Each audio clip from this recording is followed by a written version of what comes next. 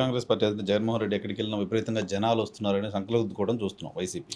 అది ఇప్పుడు మరైతే ఇప్పుడు మీకు ఒక విషయం చెప్తాను. ఆ, జనాలు వచ్చారని సంకలు గుద్దుకునే దానికి ఇప్పుడు మన మరి నేనే అంటున్నా సంకల్ గుద్దుకుంటున్నారని.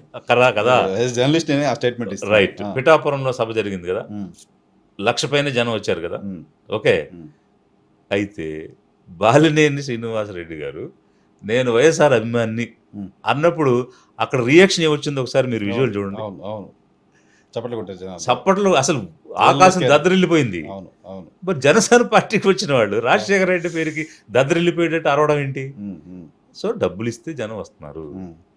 ఎవరి మనసులో ఎవరి మనసులో ఉండాల్సింది ఎవరి మనసులో ఉంది. ఉమ్. సో కాబట్టి జనం వచ్చేస్తే మాకు బలం వచ్చేసింది అనుకుంటే ఉమ్. అది పొరపాటు. సో ఇప్పుడు జగన్మోహన్ రెడ్డి పెళ్లిళ్ళకి పేరెంటాలకు పోతే వచ్చే జనాలు కూడా డబ్బులు ఇస్తే వచ్చే జనాలు అదే చూడండి. సగం ఈస్ ఆల్ ఆర్కెస్ట్రేటెడ్ అండి. ఆ, ఆ, అయితే ఆంధ్ర రాష్ట్ర ప్రజలు ఆలోచించాల్సింది ఏంటంటే, మనకి ఈరోజు థ్రెట్ క్రియేట్ చేస్తుంది ఆర్ఎస్ఎస్ ఆలోచన విధానం, వాళ్ళు ఏర్పాటు చేసిన బీజేపీ ద్వారా.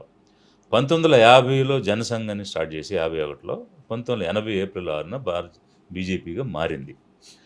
మారి ఈరోజు 45 సంవత్సరాల్లో వాళ్ళు ప్రయత్నం చేసినా కూడా ఆంధ్ర రాష్ట్రంలో వాళ్ళు ఎలాంటి రూట్స్ ఏర్పాటు చేసుకోలేకపోయారు. ఉమ్, అందుకనే రకరకాల ప్రయోగాలు చేస్తున్నారు. చాలా అంటే కాపు కమ్యూనిటీ ఎక్కువ ఉంది కాబట్టి వాళ్ళ ద్వారా ప్రయోగాలు చేయాలని అధ్యక్షులను పెట్టారు. ఉమ్, అయినా అవ్వలేదు. ఇంకా సినిమా కరిష్మా ఉంది కదా అని ఇప్పుడు కళ్యాణ్ గారిని వాడుతున్నారు. ఉమ్, బీజేపీని వైసీపీ ఎదిరించి మాట్లాడదో, టీడీపీ ఎదిరించి మాట్లాడదో. ఉమ్, బీజేపీ అనేటప్పటికి టీడీపీ కూడా బీజేపీ వైపే ఉంది, వైసీపీ కూడా బీజేపీ వైపే ఉంది. 5 సంవత్సరాలు అధికారంలో ఉండి వాళ్ళు బీజేపీ తోటి సహజీవనం చేశారు. వాళ్ళు పెట్టిన ప్రతి బిల్లుని కూడా వాళ్ళు ఆమోదించారు, ఓట్లు వేశారు.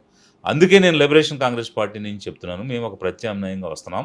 ఈ మత రాజకీయాలకు అతీతంగా పనిచేయడానికి, చిచ్చులకు దూరంగా ఉండడానికి, ఇలాంటి విద్వేషాలు రెచ్చగొట్టే బీజేపీ లాంటి పార్టీని ఎదిరించి నిలబడటానికి లిబరేషన్ కాంగ్రెస్ పార్టీ వచ్చింది.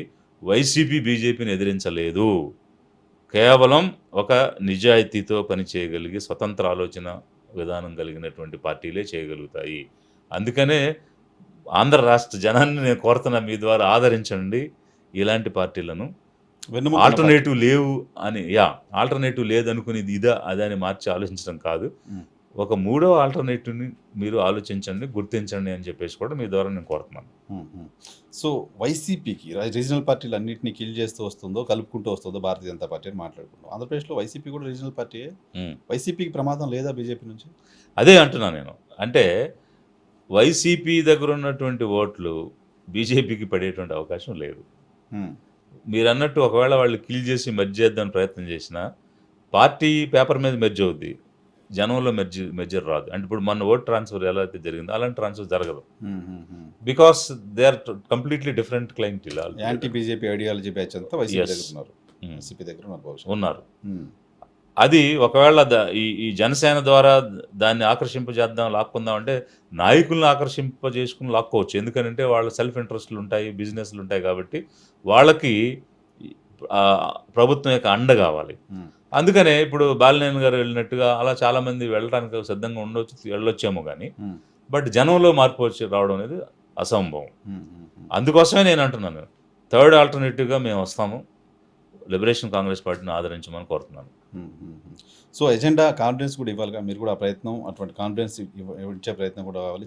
చాలా దానికి మళ్ళీ డబ్బు సంచులు, కథ, కమామేషు, హంగు, ఆర్భాటం ఇవన్నీ చేయాలి. అందుకే మేము కొంచెం సంస్థాగతంగా నిర్మాణం చేయాలని గ్రామస్థాయి నుంచి ఒక నిర్మాణం అనే కార్యక్రమం చేపట్టాము. అంతే. రీజనల్ పార్టీ దగ్గర వాళ్ళు పోతే వీళ్ళు పోతే వాళ్ళు అని కాకుండా ఒక ఆల్టర్నేటివ్గా ప్రజలు ఆలోచించే దిశగా యాక్టివిటీ ఉండాలి, అటువంటి ఐడియాలజీని ఇవ్వాలి. అందుకోసమే జరుగుతున్న తప్పులు, దాని వెనక ఉన్నటువంటి కుట్ర, వ్యూహరచన అవన్నీ కూడా ప్రజల ముందుకు తీసుకురావడానికి ప్రయత్నం చేస్తున్నాం. సో ప్రజల ముందు అది అర్థం చేసుకుంటే, సో ఏం కోల్పోతున్నాం, ఎక్కడ కోల్పోతున్నాం. ఇప్పుడు ఒకవైపు సంక్షేమం లేదు, ఇచ్చిన హామీలు నెరవేర్చడం లేదు. మరొక వైపు డెవలప్మెంట్ అని కేవలం అమరావతిలో పోయడం తప్ప వేరే డెవలప్మెంట్ ఎక్కడ లేదు. ఇప్పుడు గుంతలు పోడ్చడం అది ఈవెన్ వైసీపీ గవర్నమెంట్ వచ్చినా కూడా చేసి ఉండేది. రోడ్లు నెగ్లెక్ట్ అయినాయి వాస్తవం, ఉమ్, బట్ వచ్చుంటే ఖచ్చితంగా రోడ్లు వేసి తీరాలి. ఉమ్, అది ఎవరు వచ్చినా చేస్తారు. ఉమ్, వీళ్ళు వచ్చారు కాబట్టి లేదో చేసేసారు అనుకుంటే పొరపాటు. ఉమ్. రోడ్లు గుంతలు పొడచడం కాదు కదా. ఉత్తరపక్షమే చేస్తుంది ఇప్పుడు, రోడ్లు వేయట్లేదా కొద్దిగా ఫార్మేషన్. ఫార్మేషన్ ఏదో ఒకటి రెండు అక్కడక్కడ ఉన్నాయి, బడ్జెట్లో అంకెలు అయితే చూపిస్తున్నారు కానీ ఉమ్, రియాలిటీలో చాలా లిమిటెడ్గానే కనిపిస్తుంది. ఉమ్, సో వీ నీడ్ ఇన్ఫ్రాస్ట్రక్చర్. అంటే మనకి ఎన్నో అవకాశాలు ఉన్నాయి. ఉమ్. ఇప్పుడు 975 కిలోమీటర్స్ సి- కోస్ట్ లైన్ ఉంది. ఉమ్, మనం టూరిజం డెవలప్ చేసుకునే అవకాశం ఉంది, కోస్ట్ లైన్లో ఉన్నటువంటి ఇండస్ట్రీస్ డెవలప్ చేసుకునే అవకాశం ఉంది, ఎంప్లాయ్మెంట్ పెంచుకునే అవకాశం ఉంది. ఇలా అనేకమైనటువంటి ఆపర్చునిటీస్ మన రాష్ట్రంలో ఉన్నాయి. ఇప్పుడు గుజరాత్ లాంటి రాష్ట్రం కోస్ట్ లైన్తో డెవలప్ అయింది. ఉమ్, అంతకు మించిన రిసోర్సెస్ మనకు ఉన్నాయి. హ్యూమన్ రిసోర్స్ ఉంది, ఆ, మన భూగర్భంలో ఉన్నటువంటి రిసోర్సెస్ ఉన్నాయి. ఇలా ఇవన్నీ ఉండి ప్రాపర్గా యూటిలైజ్ చేయట్లేదు.